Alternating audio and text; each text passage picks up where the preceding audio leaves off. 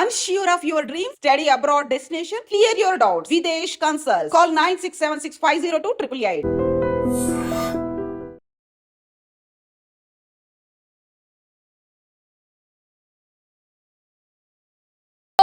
చాలా అంటే చాలా ఫేమస్ కొన్ని ఫ్యామిలీస్, అందులో భాగంగా బెల్లంకొండ శ్రీనివాస్ ఫ్యామిలీ కూడా ఒకటి అనుకోవచ్చు. యాక్చువల్లీ మొన్న ట్రాఫిక్ కానిస్టేబుల్ కి సంబంధించిన కేసు ఒకటి బెల్లంకొండ శ్రీనివాస్ మీద నమోదైంది. ఎందుకంటే ఆయన మొన్న ఈ జర్నలిస్ట్ కాలనీ జూబ్లీ హిల్స్ కి సంబంధించిన ప్లేస్ దగ్గర యాక్చువల్లీ ఆయన దురుసుగా ప్రవర్తించిండు, రాంగ్ రూట్ లో వచ్చిండు అనేటువంటిది కేసు.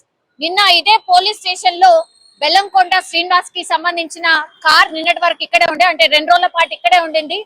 ఆ తర్వాత ఆయనని విచారణ నిమిత్తం పిలిచారు. 2-3 గంటల పాటు విచారణ చేసిన తర్వాత పూర్తిగా కార్ తో సహా ఆయనను కూడా విచారణ తర్వాత వదిలేసినటువంటి పరిస్థితి. ఇది సెన్సేషన్ గా మారింది. ఎందుకంటే హీరో అట్లాంటి అతను ఇట్లా రాంగ్ రూట్ లో వెళ్ళడమే కాకుండా కానిస్టేబుల్ మీద కొంచెం దురుసుగా ప్రవర్తించడం, అట్లాగే ఆయన మీదకి దూసుకెళ్లే ప్రయత్నం చేయడం, ఇదంతా కూడా కొంత కాంట్రవర్సీ అయింది. అట్లాగే కేసు నమోదు కావడానికి కూడా రీజన్ అయింది అని కూడా చెప్పొచ్చు.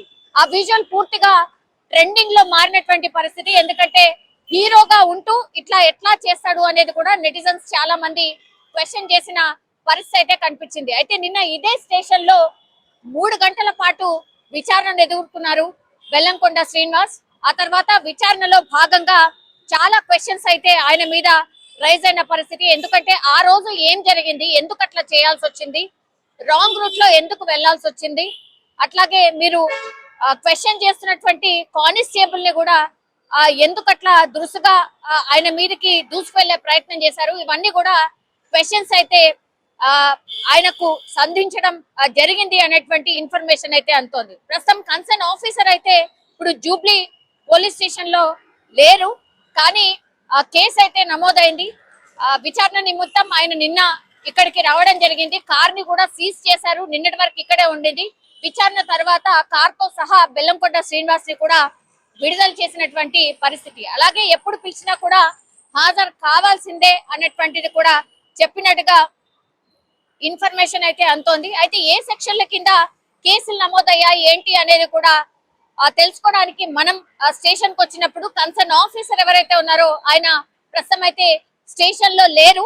ఇప్పుడు నేను జూబ్లీ పోలీస్ స్టేషన్ దగ్గర ఉన్నాను. ఇక్కడ నుంచి నేను ఎక్కడైతే బెల్లంకొండ శ్రీనివాస్ ఈ ట్రాఫిక్ వయలేషన్ చేశారో ఆ స్పాట్ కి వెళ్ళబోతున్నాను. అక్కడ అసలు ఏం జరిగింది, అక్కడ కానిస్టేబుల్ ఎవరు ఏంటి అనే ఇన్ఫర్మేషన్ కూడా కనుక్కునే ప్రయత్నం చేయబోతున్నాను. నేను స్పాట్ కి వెళ్ళిన తర్వాత అక్కడ అసలు 1 వే ఎట్లా ఉంది, ఎక్కడి నుంచి ఎటువైపు వెళ్ళబోయారు, ఇదంతా కూడా ఎక్స్ప్లెయిన్ చేసే ప్రయత్నం చేస్తాను. ప్రస్తుతం మనం ఉంది జూబ్లీ హిల్స్ కాలనీకి సంబంధించి జర్నలిస్ట్ కాలనీకి సంబంధించిన చౌరస్తా.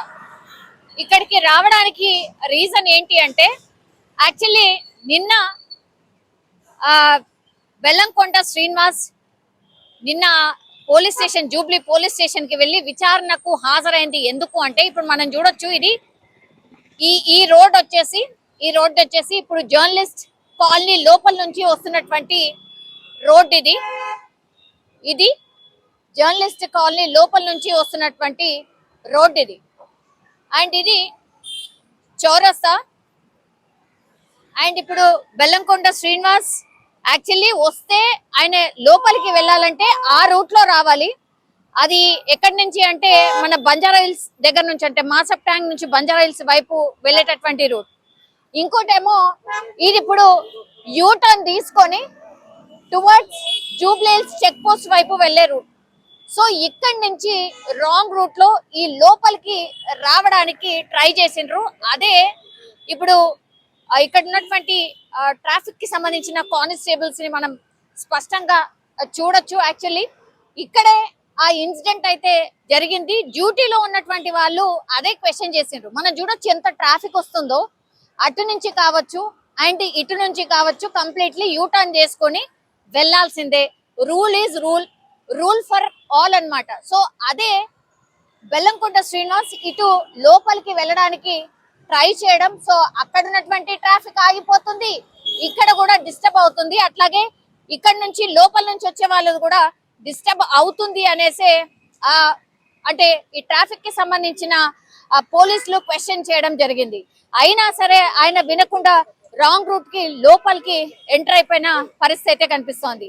అందులో భాగంగానే వెంటనే ట్రాఫిక్ కి సంబంధించిన విధులు ఆటంకం కలిగించడమే కాకుండా కొంచెం దురుసుగా ఆయన వినకుండా ఎంటర్ కావడం, దీంతో జూబ్లీహిల్స్ పోలీస్ స్టేషన్ లో కేసు అయితే ఫైల్ అయినటువంటి పరిస్థితి, నిన్న కూడా విచారణ ఎదుర్కొన్నటువంటి సిచ్యువేషన్ అయితే కనిపిస్తోంది. సో రద్దీయెస్ట్ ప్లేస్, అట్లాగే ఫుల్ రద్దీగా ఉండేటటువంటి ప్రాంతం మనకు తెలుసు. ఒక చిన్న వెహికల్ ఆగిపోయినా సరే ఎంత భయంకరంగా ఉంటుందో మనందరికీ తెలిసిందే. ఇట్లా కానిస్టేబుల్ ఉండి కంట్రోల్ చేస్తే కానీ ఈ ట్రాఫిక్ అంతా మూవ్ అవ్వదు. మనం చూడొచ్చు స్పష్టంగా ఎక్కడ కూడా ట్రాఫిక్ వయలేషన్ లేకుండా కంప్లీట్లీ వాళ్ళ రూట్ వెళ్లాల్సింది. సో ఇక్కడ నుంచి అంటే ఇప్పుడు జూబ్లీ చెక్ పోస్ట్ దగ్గర నుంచి ఆయన ఇప్పుడు ఈ కాలనీ లోపలికి వెళ్ళడానికి ట్రై చేసిండ్రు. యాక్చువల్లీ అది తప్పు, ఇటు అసలు పోవడానికి లేనే లేదు. ఇది ఆయన చేసినటువంటి రాంగ్. దీంతో పోలీసులు అయితే జూబ్లీహిల్స్ పోలీసులు వెంటనే కార్ ని సీజ్ చేయడమే కాదు, ఆ తర్వాత కేసుని కూడా ఫైల్ చేసిన పరిస్థితి మనం చూడొచ్చు. ఇక్కడ ఎంత ఫాస్ట్ గా వెహికల్స్ మూవ్ అవుతున్నాయో కూడా మనం కంప్లీట్లీ చూడొచ్చు. ఒక్కసారి కానిస్టేబుల్ ని కూడా ఒక్కసారి మాట్లాడే ప్రయత్నం అయితే, ఏం జరిగింది ఆ రోజు 13th రోజు ఏం జరిగింది సార్? యాక్చువల్లీ 13th సార్ నేను లేను ఆ రోజు, మా వాళ్ళు వేరే ఉన్నారు. ఇది అన్ఎక్స్పెక్టెడ్, అది వన్ వే చేసాం. నేను పై ఆఫీసర్స్ పబ్లిక్ ఇంట్రెస్ట్ పెట్టుకొని జర్నీ అసలు ఆగకుండా పోతుండ అని పెట్టాము. ఇప్పుడు ఈ ట్రాఫిక్ వన్ వే చేయకుండా ఏమంటే అక్కడ ఆగిపోతుంది, వాళ్ళు ఆగిపోతారు.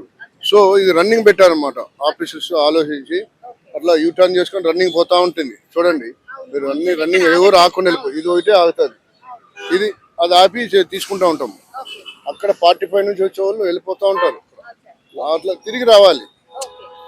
40 చెక్ పోస్ట్ 45 ఇట్లా జర్నలిస్ట్ కాలనీ అంటే కొద్దిగా ముందుకెళ్తే యూటర్న్ ఉంది, ఆ యూటర్న్ తీసుకుని రావాలి. తెలియకుండా అవగాహన లేకుండా వాళ్ళకు కొత్తగా మనం పెట్టిండ్రా సార్? చాలా రోజులు అయిపోయింది, 3 years 3-4 years అయిపోయింది. సో కాబట్టి దానికి తెలియకుండా జరగడానికి జరుగుతుంటది, మామూలుగా జరుగుతుంటది. పోలీసులో పబ్లిక్ మా వాళ్ళకు మేము అందరికి చెప్పలేము కదా. పబ్లిక్ ఎలా పోతే రన్నింగ్ అయితే వెళ్ళిపోవాలి. ముందు వెహికల్ వెళ్ళిపోతే ఇప్పుడు సీమలు ఒక గొర్రెలు కానీ పశువులు లైన్గా పోతూ ఉంటాయి యూటర్న్. అదే మనుషులు మనం కళ్ళు ఉంటాయి కదా, ఆ ముందు వెహికల్ ఎట్లా పోతుంది అలా వెళ్ళిపోవాలి. ప్రాబ్లం లేదు, మాకు కూడా ఫ్రీ ఉంటుంది, ఆ ఇష్యూవే ఉండదు. వాళ్ళు ఏదో అన్ఎక్స్పెక్టెడ్గా అర్జెంట్ రావడము, లేకుంటే ఆకుండా వెళ్ళిపోవడము, లేకుంటే ఆపితే నేను ఎవరో తెలుసు అని రకరకాలు మాట్లాడతారు. అవన్నీ పెద్ద ఇష్యూ అవుతాయి. సో ఎవరైనా ప్రజలు కానీ పోలీస్ అయినా కానీ మేమైనా కానీ రూల్స్ పాటించాలి. ఎవరైనా మనం రోడ్డు మీద వస్తే ఆ రూల్స్ ఎలా ఉందో రోడ్డు పాటించాలి. అట్లనే మనం మాట్లాడిండా సార్, నేను ఎవరో తెలుసా, నన్ను ఏం లేదు, అంత ఏం లేదు. ఇప్పుడు ఇక్కడ నుంచి ఇటు లోపలికి ఎంటర్ అయ్యే ప్రయత్నం అంతే కదా సార్? వచ్చాలని చూశారు మా వాళ్ళు, అలా వెళ్ళరమ్మంటాం. ఎవరు వెళ్ళలేదు కదా, ఎవరైనా వెళ్తున్నారు లేరు కదా.